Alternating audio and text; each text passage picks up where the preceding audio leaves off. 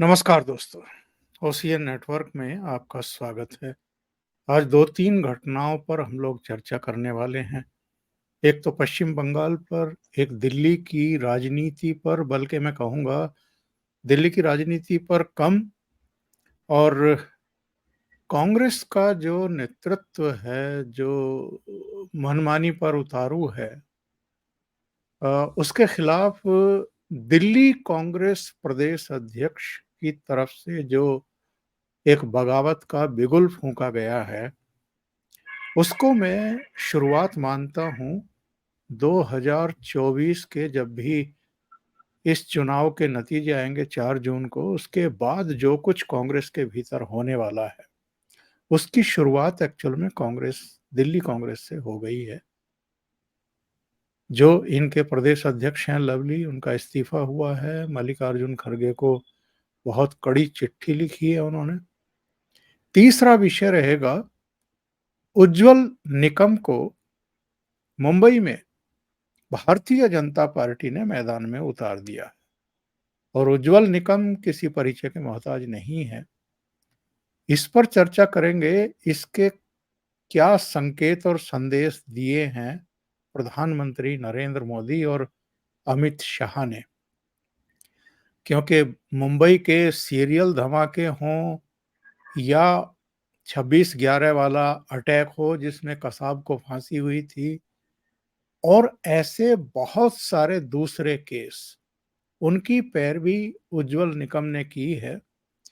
और वो ऐसे अधिवक्ता हैं देश के जो सर्वाधिक चर्चा में रहे हैं, और अनेक आतंकवादी, अनेक देश विरोधी तत्व, या तो उम्र कैद उनको सजा हुई है या फांसी की सजा हुई है। ऐसे अधिवक्ता को अगर आप मुंबई से लेकर के आ रहे हैं, तो इसके एक बहुत बड़े संदेश वो देना चाहते हैं, ना केवल महाराष्ट्र की पॉलिटिक्स में बल्कि पूरी देश की ही पॉलिटिक्स में। तो सबसे पहले जोड़ लेते हैं अपने खास मेहमान को। प्रयागराज से मेरे साथ जुड़ रहे हैं वरिष्ठ पत्रकार अनुपम मिश्रा जी, और उसके बाद सबसे पहले पश्चिम बंगाल पर चर्चा शुरू करेंगे। अनुपम जी, नमस्ते, बहुत मिश्रा स्वागत सर, है कुछ आपका। हल्का सा कुछ नेटवर्क शायद आपके एंड पे या मेरे एंड पे कट रहा है। चले। जी, हल्का सा कुछ है, आपकी तरफ है तो इधर भी हो सकता है, मैं चेक करता हूँ। ये चलिए निवेदन किया देखते सर, हैं। क्योंकि जी जी। तो सबसे पहले तो मैं, जो अभी शुक्रवार को जिस तरीके से शाहजहां शेख के एक करीबी के यहाँ से विदेशी हथियार बरामद हुए हैं, और सीबीआई के रेड थी, इसके बाद एनआईए को बुलाना पड़ा, और वहां पर हम जानते हैं कि जिन परिस्थितियों में ये लोकसभा चुनाव हो रहे हैं, 100 अतिरिक्त सेंट्रल फोर्सेस की कंपनियां वहां पर भेजनी पड़ी थी, जब चीजें जो हैं वो बेकाबू होती हुई दिखाई दी। लेकिन अनुपम जी, हम जानते हैं कि ये सेंट्रल फोर्सेस जो हैं, ये तो तब तक हैं जब तक के 7वें चरण का मतदान और मतों की गिनती नहीं हो जाती है, नतीजे आ नहीं जाते हैं, उसके बाद तो ये वहां नहीं होंगे। ये आशंका व्यक्त की जा रही है कि साहब, बड़े पैमाने पर वहां नतीजे आने के बाद हिंसा हो सकती है, दंगे फसाद हो सकते हैं। और विधानसभा चुनाव के बाद भी हमने देखा था किस तरह की हिंसा हुई थी और टारगेट किसको बनाया गया था, और लोग पलायन के लिए मजबूर हो गए थे। उस समय तो जगदीप धनखड़ वहां के राज्यपाल थे। वो केंद्र से हेलीकॉप्टर लेकर के जो पलायन करके दूसरे राज्यों में चले गए थे, उनके पास गए थे, उनकी कुशल क्षेम पूछने के लिए, उनका हौसला बढ़ाने के लिए। ममता बनर्जी या उनकी सरकार के जो जिम्मेदार अधिकारी थे, वो तो गए ही नहीं थे उनके पास। तो अगर ऐसे हालात बनते हैं, तो क्या स्थितियां परिस्थितियां बनते हुए आप देख रहे हैं? देखिए, चुनाव हारना जीतना अलग बात होती है ओंकार जी। सरकार बनाने की ख्वाहिश सब में होती है, क्षेत्रीय नेताओं में भी होती है, केंद्रीय नेताओं में भी होती है। राजनीतिक दल बने ही होते हैं सत्ता में आने के लिए, सत्ता की लड़ाई लड़ने के लिए। मैं हमेशा कहता हूँ राजनीति विचारधारा की नहीं, वर्चस्व की लड़ाई है। लेकिन तो 1984 में भाजपा ऐसा हारी कि केवल 2 कैंडिडेट उनके जीते। अटल बिहारी जैसे नेता भी हार गए। इसका मतलब ये तो नहीं था ना कि आप इस देश को इसके लोकतंत्र पे ही सवाल उठा दें, इस देश को ही तोड़ने के बाद। ममता बनर्जी का आप हाल देखें। पहले आपने आज से 3-4 साल पहले आपको याद है सीबीआई अधिकारियों को उन्होंने गिरफ्तार कर लिया था।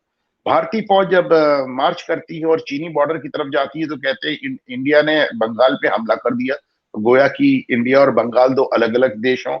आपने देखा कि किस तरह इन्होंने ईडी के लोगों के खिलाफ लड़की छेड़ने की एफआईआर करा दी। आपने देखा कैसे एनआईए के लोगों पे इन्होंने पत्थरबाजी करा दिया। आपके राज्य में किसी को गिरफ्तार करने के लिए सेंट्रल फोर्सेस को लेके जाना पड़ता है, बड़ी मात्रा में लेके जाना पड़ता है। मुझे याद है ये कुछ साल पुरानी बात है, एनआईए ने बकायदा बताया था कि साहब एक जगह बड़ा गोला बारूद हमें समझ में आया था, लेकिन हमको राज्य की पुलिस ने तब तक रोका रहा जब तक वहां से सारा सामान नहीं हटा दिया। जो आप बंदूक पिस्तौल मिलने, गोला बारूद मिलने की बात कर रहे हैं, वो विदेशी है, वो तो खतरे की बात है। ये ओंकार जी, उसमें पुलिस के हथियार मिले हैं, उसमें पुलिस शस्त्रागार के हथियार मिले हैं।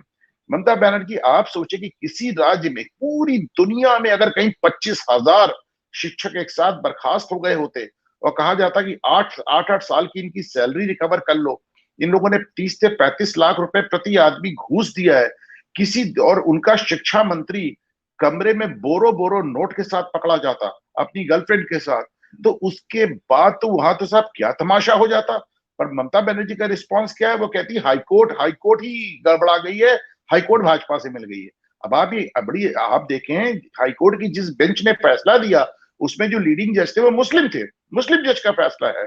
और आप हिंदू मुस्लिम बताती रहती हैं और उसके बाद आप कहती है हाईकोर्ट ही भाजपा से मिल गई है। आप मतलब आपने हाईकोर्ट को नहीं छोड़ा, आपने जुडिशरी को नहीं छोड़ा, आपने इंडियन आर्मी को नहीं छोड़ा, आपने ईडी को नहीं छोड़ा, आपने सीबीआई को नहीं छोड़ा, आपने एनआईए को नहीं छोड़ा, आपने सेंट्रल फोर्सेस को नहीं छोड़ा, आपने फेडरल स्ट्रक्चर को नहीं छोड़ा, आपने आपने कुछ भी नहीं छोड़ा। कई मायनों में बंगाल का हाल इससे बांग्लादेश से बदतर है। और मैं ईमानदारी से कह रहा हूं कि भारतीय गणराज्य के लिए, भारतीय देश के लिए मुझे कहीं कहीं लगता है कि ममता बनर्जी से कहीं ज्यादा बेहतर शेख हसीना, जो पड़ोसी प्रधानमंत्री। देखिए, आज एक अमित मालवीय का ट्वीट में देख रहा था। इन्होंने कहा कि no women is safe in West Bengal. Last night, TMC goons targeted Saraswati Sarkar, BJP's Kasba Mandal president in South Kolkata. Mamata Banerjee और इनकी इनकी केवल ये ट्वीट नहीं है, इन्होंने एक घायल बीजेपी नेता का वो एक वीडियो भी भेजा है और ये बड़ा डरावना है।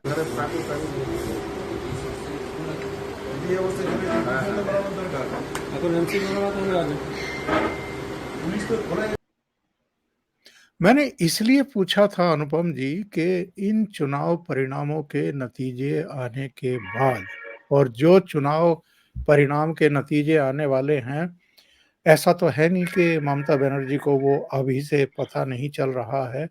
जब हम यहाँ दिल्ली में बैठे हैं, आप प्रयागराज में बैठे हैं, आपको पता चल रहा है कि पश्चिम बंगाल में क्या होने जा रहा है। सूचनाएं तो यहाँ तक आ रही हैं कि इस बार भारतीय जनता पार्टी को 25 प्लस सीटें मिल सकती हैं और ममता बनर्जी 15 सीटों पर सिमट सकती हैं। 1-2 सीटें कांग्रेस को या दूसरे लोगों को मिल जाए तो मिल जाए। ऐसे में विधानसभा चुनाव में तो इनको बहुमत मिल गया था, ये मुख्यमंत्री बन गई थी, उसके बाद भी हिंसा हुई थी। अगर लोकसभा चुनाव में इनके अरमान टूट गए और भारतीय जनता पार्टी 25 या 25 से ज्यादा सीटें जीतने में कामयाब हो गई, तो निश्चित रूप से हिंसा होगी वहां पर। तो उस पर कैसे नियंत्रण होगा और क्या वाकई राष्ट्रपति शासन के अलावा कोई विकल्प नहीं रह जाएगा केंद्र सरकार के पास? क्योंकि अभी तक हमने देखा है कि नरेंद्र मोदी 356 का उपयोग करते हुए हिचकते रहे हैं। देखें, ये वो पॉलिटिशियन हैं ओंकार जी, जो सत्ता प्राप्त करने के लिए किसी हद तक जा सकते हैं। आज देखिए, मैं एक ट्वीट कर रहा था, आप इसे देखें। एक ज़माने में लालू यादव चुनाव जीतने के लिए ओसामा बिन लादेन के एक हमशक्ल को लेके घूम रहे थे। मतलब सोचें, ओसामा बिन लादेन का हमशक्ल लेके घूम रहे थे, तो अब इससे ज्यादा क्या कहा जाए। जहां तक ममता का सवाल है, वो चुनावों का सवाल है, जहां पे कई हजारों हजार सीटें, आप सोचिए सूरत में एक जगह निर्दलीय जीत गया सांसद, और वो भी वो जगह सूरत की जहां भाजपा 2014 और 2019 में 74% और 75% वोट लाई है। वहां तो जीतना ही था, फिर भी निर्दलीय जीत गया। अब उस पर कमेंट करते हैं अखिलेश यादव, जो अपनी पत्नी को कन्नौज से निर्दलीय जिता देते हैं।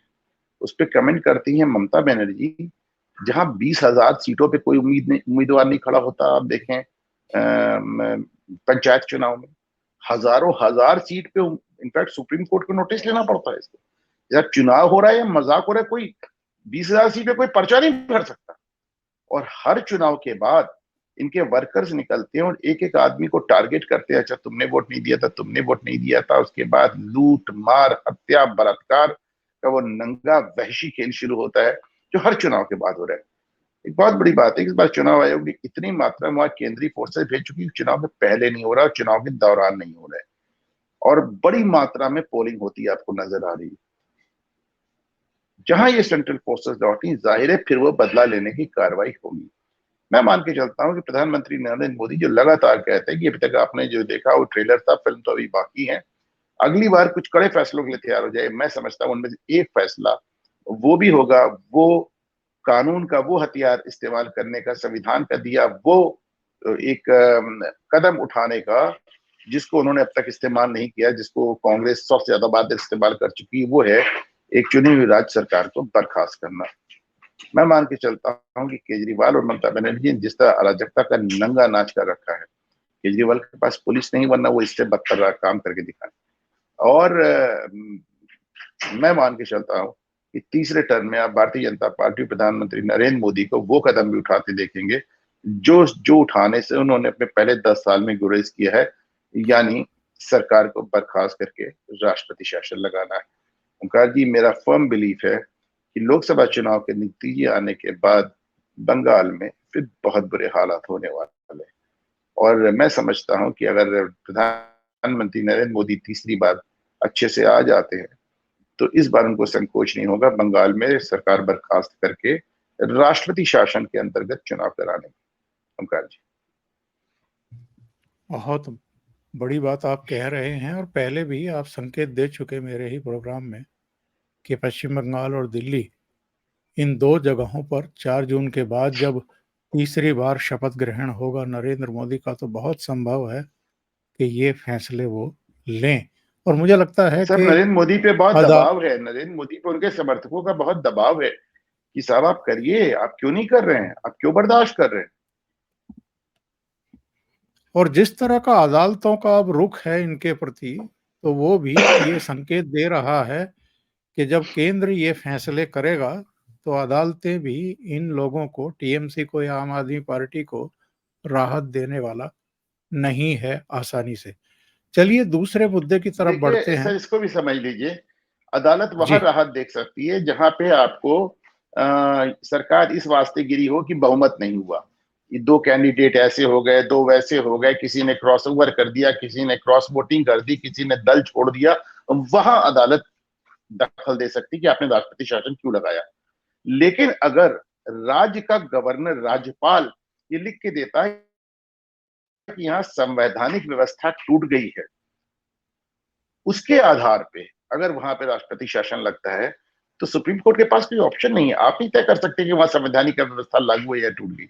अगर गवर्नर वहां से लिख के दे रहा है, तो फिर उसके बाद, हालांकि आपको याद होगा जगदीश धनखड़ ने लिख के दिया था, उन्होंने कहा था संवैधानिक व्यवस्था टूट गई है। वो अलग बात है कि मोदी ने उसके बाद भी कदम नहीं उठाया।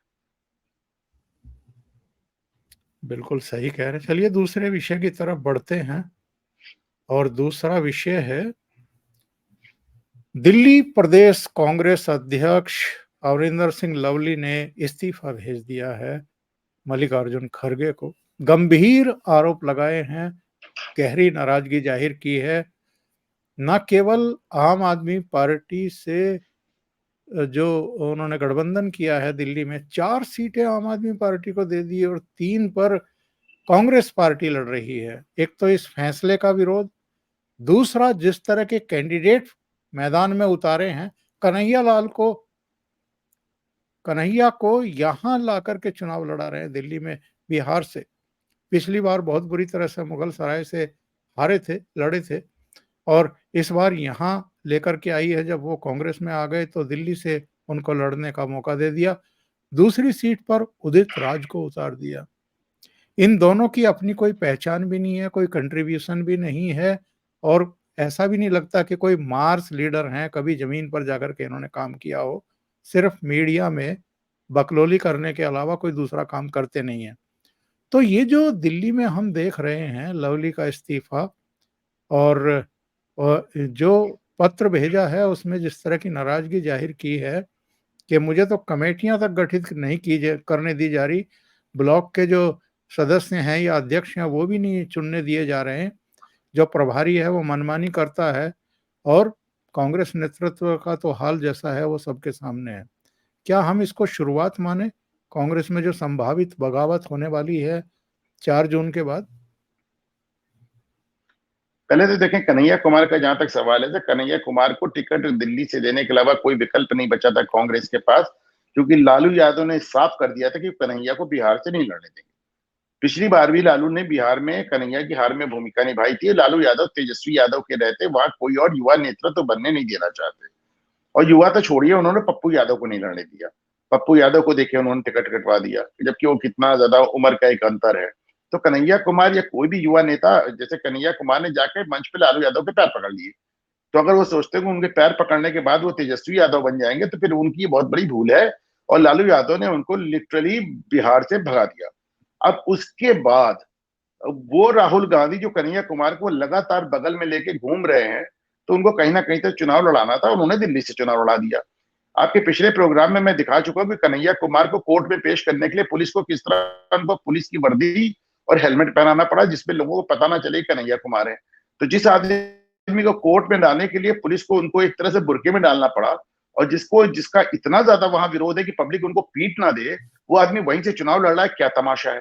अब आते हैं साहब अरविंद लवली की बात पे। मुझे साहब, आपको याद हो आपके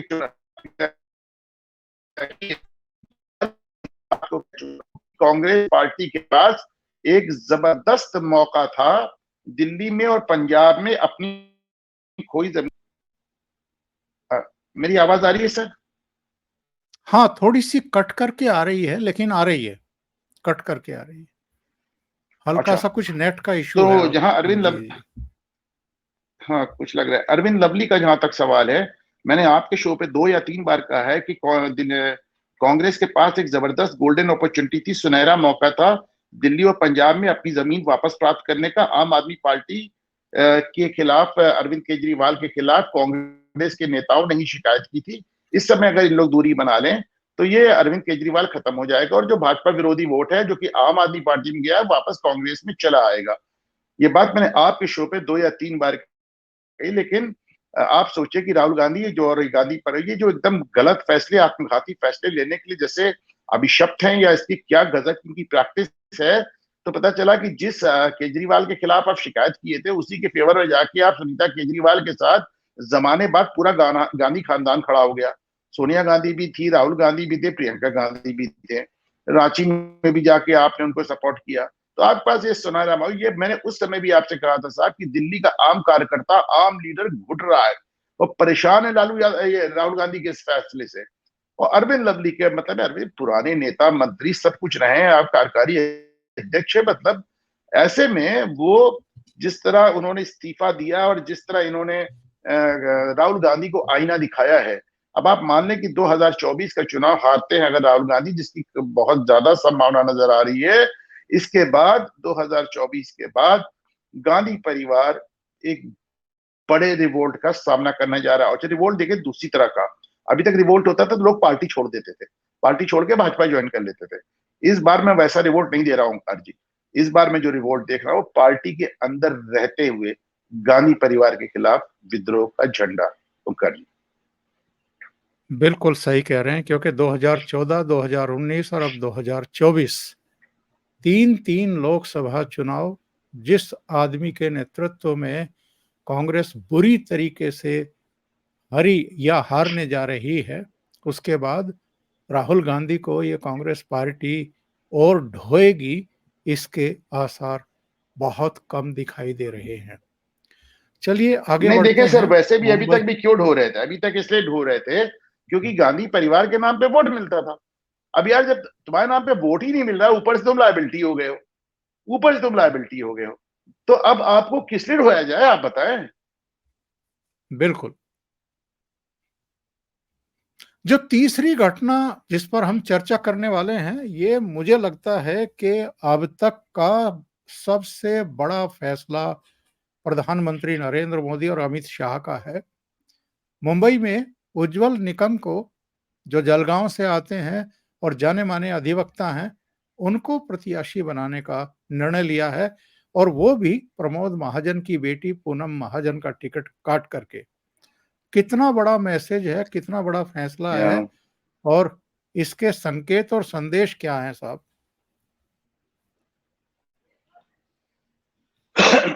देखिए, प्रधानमंत्री मोदी जो फैसले लेते हैं वो एक अपने कैंडिडेट्स के जरिए संदेश देना चाहते हैं। सफल भी होता है, असफल भी होता है। जैसे मैं देखता हूं कि अरुण गोविल को जब उन्होंने मेरठ में खड़ा किया, तो मेरा बड़ा ईमानदार आकलन है कि साहब जो संदेश वो देना चाहते थे राम को लाकर, वो संदेश नहीं दे पाए। वो पूरे पूर्वांचल में, पश्चिम में, अवध में देना चाह रहे थे, पर वो तो मेरठ में भी नहीं दे पाए। अरुण गोविल एक बहुत अच्छे अदाकार होते हुए, राम की उनकी जबरदस्त छवि होते हुए भी, एक पॉलिटिकल उनके जो अवतार है उसमें वो उनकी वो सफलता नहीं मिली खुलांदो, जिसमें जिसकी अपेक्षा प्रधानमंत्री मोदी कर रहे थे। इसी तरह उज्जवल निगम के चलते भी एक संदेश दिया जा रहा है। उज्जवल निगम, जैसे मैं अक्सर कहता हूँ ना कि अखिलेश यादव के लिए कहता हूँ, उसी तरह उज्जवल निगम वो साबरमती एक्सप्रेस है जिनको देख के गोधरा याद आ जाता है, तो उज्जवल निगम को देख के अजमल कसाब याद आ जाता है, तमाम टेररिस्ट याद आ जाते हैं, मुंबई पे हमला याद आ जाता है। उज्जवल निगम के चलते प्रधानमंत्री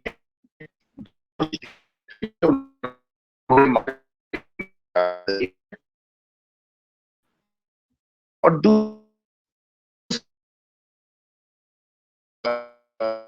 नहीं घुमाते हैं,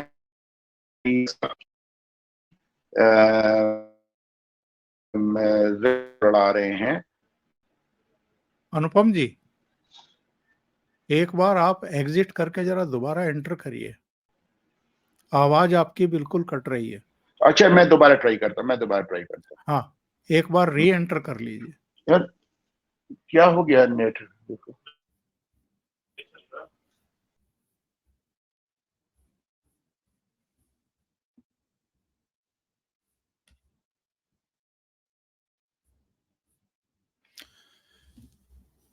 अनुपम जी के नेट में कुछ प्रॉब्लम है, और लगातार आप लोगों की तरफ से भी फीडबैक मिल रहा था, और मुझे भी दिखाई दे रहा था कि उनकी पिक्चर भी ब्लर आ रही थी, फटी हुई आ रही थी। बहरहाल दोबारा से वो चेक करते हैं। अगर कहीं ब्रॉडबैंड में कोई दिक्कत होगी, स्पीड में कोई दिक्कत होगी, तो वो दोबारा जुड़ेंगे। पर जिस विषय पर मैंने उनसे सवाल किया था, उज्जवल निकम, तो उज्जवल निकम जो हैं वो किस पृष्ठभूमि से हैं, और आप में से बहुत सारे लोग जानते होंगे। वो बहुत बड़े फाइटर हैं, वकालत तो करते ही हैं, लेकिन देश के दुश्मनों के खिलाफ तो उनकी जो पहचान बनी है। अब आप देखिए, उनके बारे में एक जानकारी मैं आपको दे दूं। ये महाराष्ट्र के जलगांव के रहने वाले हैं, इनके पिता भी जज थे। इन्होंने अपने कैरियर में कई बड़े केस लड़े हैं, 37 आरोपियों को फांसी दिलवाई, तो कम से कम 628 को उम्र कैद दिलवाई है। कसाब केस में उनका नाम काफ़ी फ़ेमस हो गया था। आखिर में मुंबई हमले में शामिल आरोपी अजमल कसाब को भी फांसी हो गई थी। उज्ज्वल निकम ने खुद इस बात को स्वीकारा था कि उन्होंने अजमल कसाब को लेकर एक अफवाह फैलाई थी कि वो जेल में बिरयानी की मांग करता है और फिर उसके लिए व्यवस्था की जाती है। और ये अफ़वाह क्यों उड़ाई गई थी, ये भी उन्होंने बड़ा दिलचस्प किस्सा सुनाया था, एक बार मुझे याद आ रहा है। उनका कहना था कि एक ऐसा वीडियो उसका लीक कर दिया गया था, जिसमें लोगों के एक ग्रुप की सहानुभूति उसको मिल रही थी। तो वो सहानुभूति ना मिले और उसको कड़ी से कड़ी सज़ा मिले, इसलिए इनको ये कहना पड़ा था। बाद में एक पुलिस अधिकारी ने भी अपनी किताब में इसका उल्लेख किया था कि उज्ज्वल निकम ने वो जो कहा था बिरयानी वाला प्रकरण, वो एक्चुअल में एक रणनीति थी कि कसाब जो है वो एक वर्ग का हीरो ना बनने पाए, बल्कि उसने अगर इतनी लाशें बिछाई थी मुंबई में, तो वो एक गुनहगार देश विरोधी तत्व ही बना रहे। और मेरे साथ अनुपम जी फिर से जुड़ गए हैं। जी, अनुपम जी अपनी बात पूरी करिए। आवाज आ रही है सर आप? जी, जी, अब पिक्चर भी क्लियर है, आवाज़ भी क्लियर है। तो मैं मानता हूँ कि उज्ज्वल निकम को टिकट देकर प्रधानमंत्री नरेंद्र मोदी ने या भारतीय जनता पार्टी ने 2 तरह के संदेश दिए हैं। पहले तो वो उज्ज्वल निकम के ज़रिए, जैसे मैं कह रहा हूँ ना कि वो एक साबरमती एक्सप्रेस जिसको देख के गोधरा याद आ जाए, उज्ज्वल निकम को देख के मुंबई का हमला याद आ जाता है, अजमल कसाब याद आ जाता है। तो इसके बहाने वो पूरे महाराष्ट्र को याद दिलाना चाहते हैं कि साहब देखिए मुंबई पे कैसा हमला हुआ था। दूसरी बात, वो ये भी मैसेज देना चाहते हैं कि साहब हमारे कैंडिडेट उज्ज्वल निकम है जिन्होंने कसाब को फांसी दिलाई। आपके कैंडिडेट वो हैं कन्हैया कुमार जैसे, जो अजमल कसाब को बचाने में लगे थे, जो उनके लिए मर्सी पिटीशन साइन कर रहे थे और जो उनके समर्थन पे खड़े थे। तो ये एक आइडियोलॉजिकल डिवाइड है। अभी आप जिक्र कर रहे थे कि किस तरह उज्ज्वल निकम ने अपने एक अफवाह फैलाई, ये बिरयानी वाली, जिसमें अजमल कसाब को सहानुभूति न मिले। ओंकार जी आप सीनियर हैं मुझसे, लेकिन मैं जरा सोच के देखें कि किस दुर्भाग्यशाली दौर में हम रहते हैं, जहां पे एक ऐसा शख्स जो आता है और यहाँ लाशों के ढेर बिछा देता है, उसको इतनी सहानुभूति मिलती है कि उसको रोकने के लिए अफवाहें फैलाने की जरूरत पड़ती है। आप सोच के देखें कि अजमल कसाब जैसे लोग अगर इस देश में इतनी सहानुभूति पाते हैं कि उनके लिए अफवाह फैला के उन सहानुभूति को काउंटर करना पड़ता है, रोकना पड़ता है, तो इससे ज्यादा दुर्भाग्यपूर्ण स्थिति ओंकार जी क्या हो सकती बहुत-बहुत धन्यवाद अनुपम जी और बहुत-बहुत धन्यवाद इतनी संख्या में जुड़ने के लिए। दर्शकों का भी 3000 से अधिक दर्शक इस समय जुड़े हुए हैं। आप सबका भी धन्यवाद और अनुपम जी आपका भी धन्यवाद। है? और आपने इतना समय निकाला। दर्शकों से अपील सर कि बाहर निकलें, वोट डालें, अपना भी डालें, दूसरों को भी डलवाएं। और ये मौका बार बार नहीं आते।